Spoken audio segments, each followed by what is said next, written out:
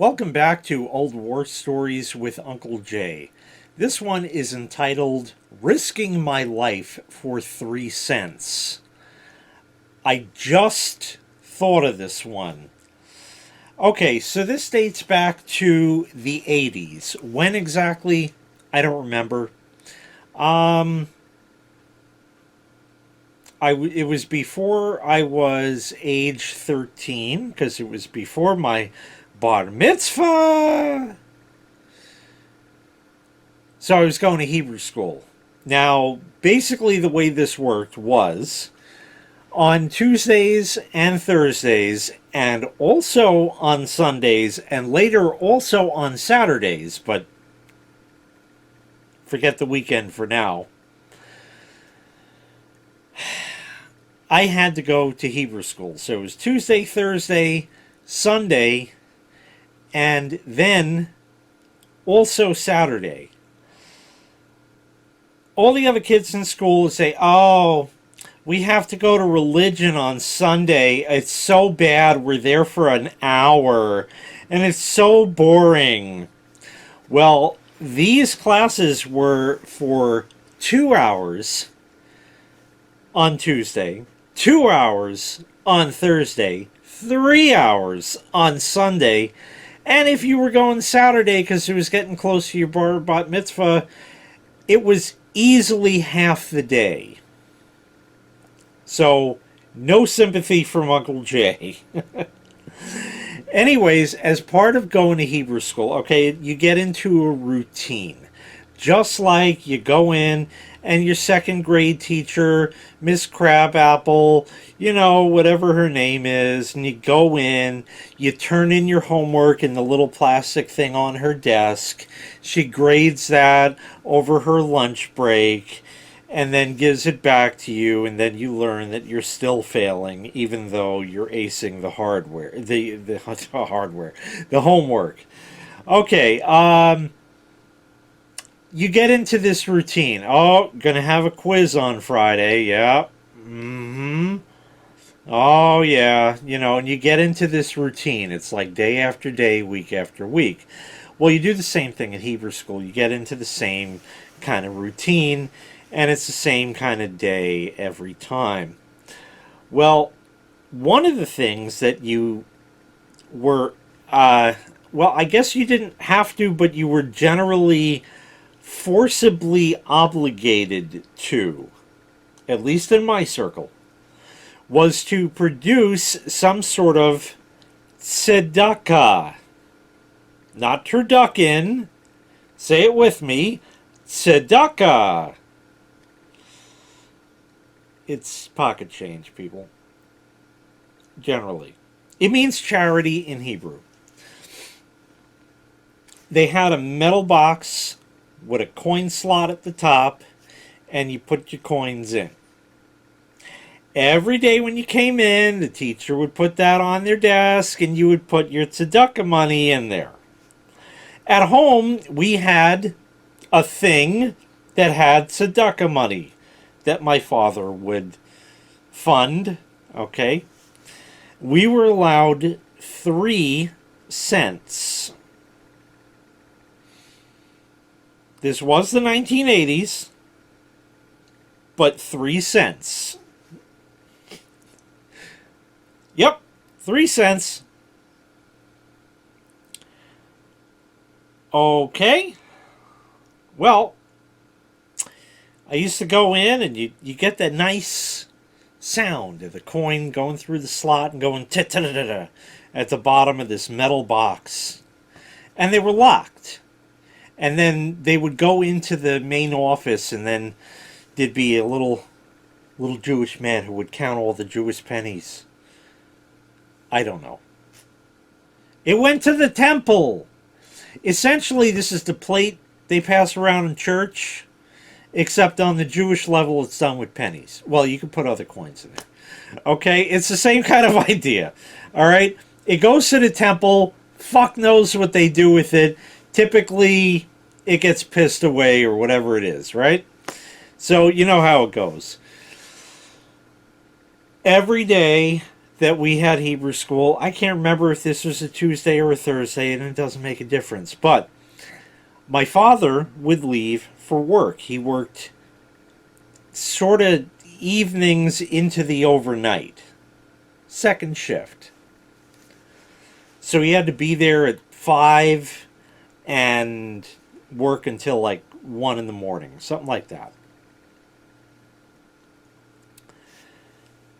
Hebrew school would start at 4 p.m. So I would come home from school, elementary school. I was let out at, if I'm not mistaken, 3:05. We would get our coats and pack our books and stuff, and then 3:10 we could exit the building, and the teacher would walk the class out, and the various ones who would go on the bus would go on the bus. The ones who had their parents pick them up every day would go to this area, and then there were the walkers who would simply walk home, and I was one of those. Now, we were only a couple of blocks from the elementary school, so that really wasn't too bad. There were times on that walk, but 3:10, if it's 10 minutes to walk, it's a lot. It was probably less. We'll say I was home by 3:20, just to account for a couple minutes either way, all right? So 3:20 I was home. By about 3:30, dinner was put on the table. My mother was functional-ish then, and dinner was put on the table. We would eat, whether it would be something she made that day, or if it was leftovers she heated up, or something, there would be dinner on the table. And by about 10 minutes to 4, we had, no, less than that, 3:45-ish, we had finished eating. It was just during the week, it wasn't a 10-course meal or anything like that. Somehow it all fit in this time frame, and for the most part, we were out the door by about 3:50 to 3:55, because the temple was pretty much the same distance to the school, just the other way, a couple blocks away. And because my dad had to leave for work about 4 anyway, he could simply drop us off at the Hebrew school. Okay, well, it so turns out that on this day, his car was parked on the other side of the street, which was facing the direction we needed to go, or he had already turned the car around. If he did that, I honestly can't remember, and it honestly doesn't make any difference to the story. But the car was on the opposite side of the street. That part is important, because it was at that moment that I realized, oh no, I forgot the tzedakah. I didn't have pocket change. I didn't carry money because I didn't have any money. My sister had remembered, I guess, and didn't tell me. Didn't get any for me. We kind of did our own thing. I don't remember exactly what the details I didn't have. Now, normally if I would have said that, my father would have been like, this would simply make sense. Like, okay, here's a nickel, kid, this'll do for today. Don't worry about the extra 2 cents. Or you could put 1 cent in next time, to even it out. Whatever the fuck it was. But no, I gotta run in, I gotta get it. Oh, okay. So we waited, or he waited, with my sister in the car. Now, I ran back to the house. I rang the doorbell. My mother came to the door. I forgot the tzedakah money. Okay.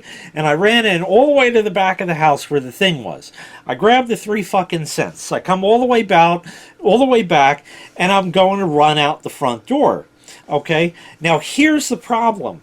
The problem is I didn't want to make anybody late, because usually I was always prepared. But, sometimes you fuck up, right? You forget something.